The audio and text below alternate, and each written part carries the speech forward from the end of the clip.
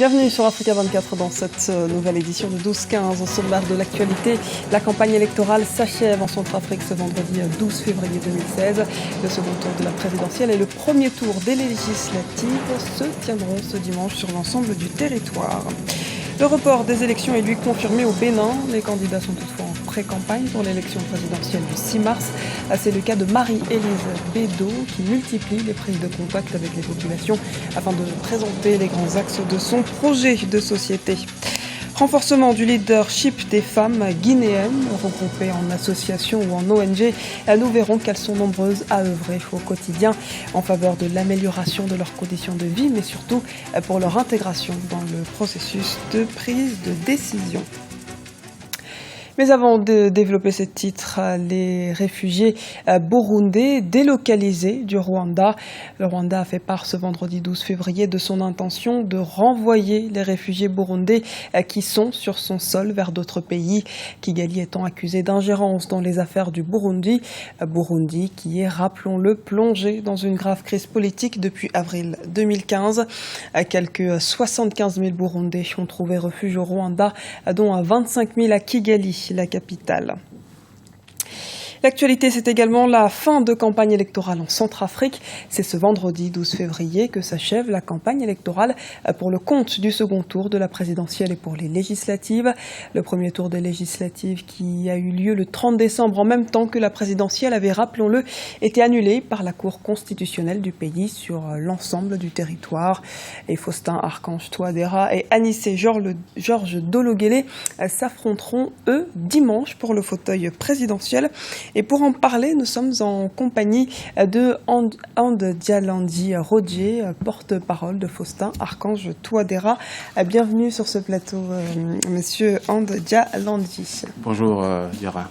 Alors, monsieur Angeladi, on va commencer par faire un petit point sur la campagne électorale. Comment s'est déroulée cette campagne pour votre candidat, Faustin Archange Touadéra ? Sur le terrain, justement, elle s'est déroulée très bien parce qu'il y a eu un élan en fait, qui a été donc apporté à la campagne, une autre dynamique par rapport donc, aux différents ralliements qui sont regroupés autour de Touadéra. Quels ont été les atouts et les handicaps de cette campagne ?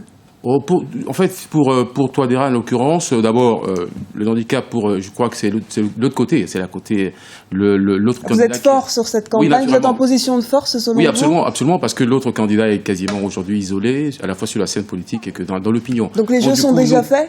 Les jeux sont quasiment faits, parce que je crois on s'attend pratiquement à un plébiscite aujourd'hui. Faustin Archange Touadéra sera donc le prochain président ? Absolument, oui. Très bien. Et donc, s'il est président, quelles vont être les priorités selon vous ? Plusieurs priorités. D'abord, au niveau de comportement, parce que François Touadéra, pour lui, d'abord, le comportement est un facteur de développement. Donc, il pense qu'il va falloir que les Centrafricains comprennent très bien qu'il y a des valeurs.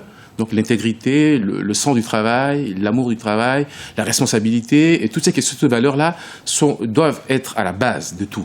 Donc il va falloir, naturellement, au niveau de la méthode, envisager donc des séminaires, des séminaires de vertu. Et pour gouverner, il faudra unir le pays, unifier le pays. On parlait justement des ralliements tout à l'heure.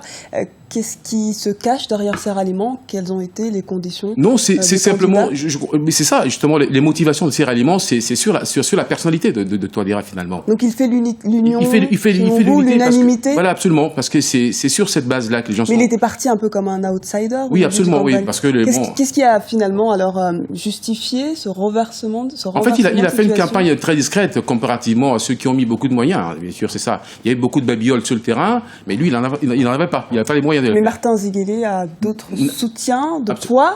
Oui, vous absolument. ne regrettez pas, vous ne pensez pas du tout, parce qu'ils ont d'ailleurs les deux ont fait une campagne, un meeting, j'allais dire, hier dans la région de Pawa, et donc c'était un grand meeting d'ailleurs. Mais qu'est-ce que votre candidat propose que son concurrent ne propose finalement pas ? Quels sont ses atouts principaux ? Il y a beaucoup de choses. Il y a beaucoup de choses au niveau de la sécurité. La sécurité, par exemple. On n'a pas la même compréhension de la sécurité déjà. Qu'est-ce qui diffère sur ce point ? Sur ce point, par exemple, nous pensons simplement que d'abord on a une meilleure compréhension donc de la nature des menaces aujourd'hui sur le terrain. On a une meilleure compréhension de phénomènes. Donc en fait, du coup, on a une meilleure visibilité, on a une meilleure manière de comment dire. Meilleure concrètement en quoi ? Non, on a une approche sécuritaire, par exemple, en termes de moyens. les moyens que nous pensons mettre en place. Donc les moyens à la fois militaires et puis les moyens à la fois en termes de dispositifs d'opérationnels de défense. Est-ce que vous aurez justement les moyens financiers pour atteindre ces objectifs, oui, justement, de menaces sécuritaires? Puisque de toute façon, la campagne de Touadéra, c'est quasiment une accélération de son bilan finalement. Donc il sait comment faire, il a réussi donc. À la fois, on avait un souci de recettes, hein, enfin de ressources, j'allais dire, de ressources au niveau du budget, mais Touadéra a réussi donc à faire l'équilibre justement. Donc il y aura, enfin, au niveau de financement, nous pensons faire un financement international. Est-ce que selon vous, toutes les conditions sont réunies pour que le scrutin soit fiable et transparent? On a eu des problèmes notamment au niveau des élections législatives qui ont été annulées. Oui, bien sûr, je crois qu'il y a des indications qui ont été prises pour naturellement faire la correction des éléments qui ont influencé le fonctionnement régulier de cette élection. Donc aujourd'hui, certaines indications au niveau de la formation des agents de l'ANE. Nous avons, il y a eu des ressources additionnelles qui ont renforcé donc le dispositif, et puis naturellement les corrections, enfin du type des paramètres techniques sur le terrain sont aujourd'hui corrigés.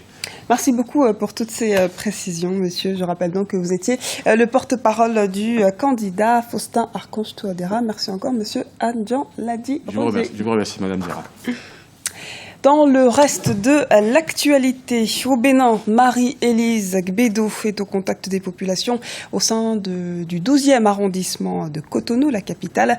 Au Bénin, la candidate à l'élection présidentielle continue ses échanges avec la population, comme nous le montre ce reportage de Lefty Ounouf, notre correspondant au Bénin. Maître Marie-Élise Gbédo est allée au contact des populations du 12e arrondissement de Cotonou. La candidate à l'élection présidentielle de 2016 multiplie ses rencontres avec les populations à la base. Cette fois-ci, ce sont les populations de Fiéyon qui sont à l'honneur. Au cours des échanges, l'avocate a porté à leur connaissance les réelles motivations de sa candidature pour cette présidentielle. Vous avez vu au Libéria, il y a eu une femme, mais pourtant, elle a pris le pays en pleine guerre. Tout marche bien. Est-ce qu'on a encore entendu quelque chose depuis que cette dame elle est là? Parce que, pardonnez-moi les hommes, les enfants, on ne doit pas oublier que depuis 1960, ce sont les hommes qui ont dirigé ce pays. Et il n'y a pas le bonheur. Mais essayons une femme pour voir si, au moins donnez-moi 5 ans. Et au bout de 5 ans, est-ce que Marie-Élise a été capable de faire mieux? Cette rencontre a permis à la candidate Marie-Élise Gbédo d'évoquer ses ambitions pour la réforme du système éducatif et le développement du pays. À l'endroit des femmes, elle propose plusieurs mesures d'accompagnement. Il s'agit entre autres de son projet intitulé « Femmes actives pour le développement communautaire », une initiative de microcrédit pour impulser l'automatisation des femmes. Nous allons voir dans quelle mesure il faut les former à la bonne gestion comptable. Et à partir de ce moment-là, on les suit avec le montant de crédit qu'on leur donne.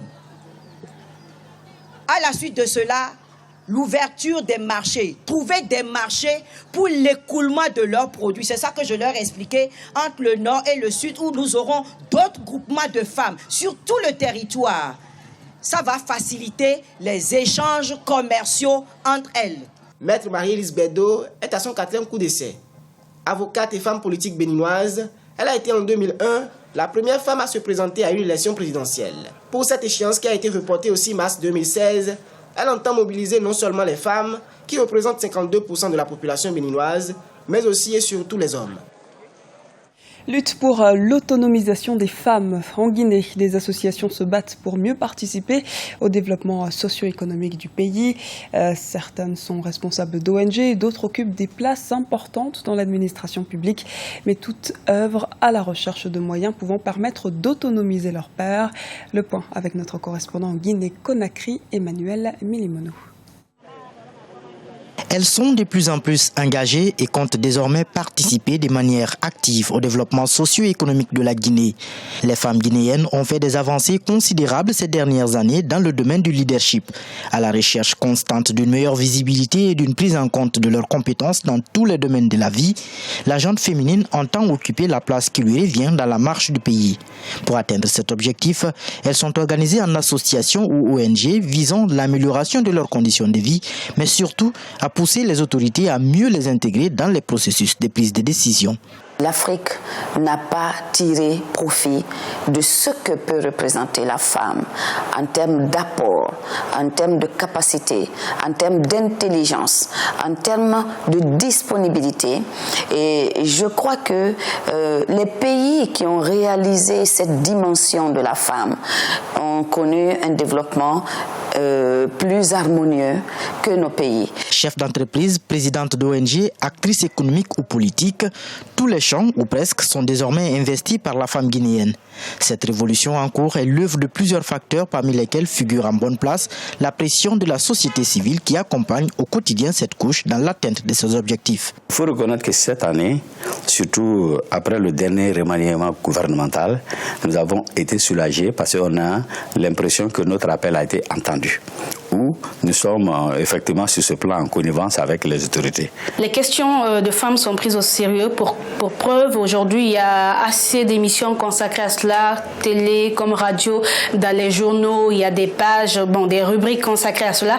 Et surtout, les femmes, on les voit aujourd'hui sur tous les terrains. Depuis 2010, de nombreux programmes de soutien aux efforts des femmes ont été mis en œuvre par le gouvernement, avec notamment la création d'institutions de microfinance destinées à appuyer ces dernières dans leurs activités socio-économiques. Mieux, en 2016, les autorités ont amorcé un virage important dans la formation du gouvernement en intégrant pour la première fois 7 femmes dans l'équipe gouvernementale à des postes stratégiques jamais occupés par ces dernières. Des signes d'engagement salués par les organisations de la société civile et par plusieurs partenaires au développement. C'était le journal de la rédaction. Merci de nous avoir suivis. Retrouvez dans un instant une nouvelle édition du 12-15 sur Africa 24.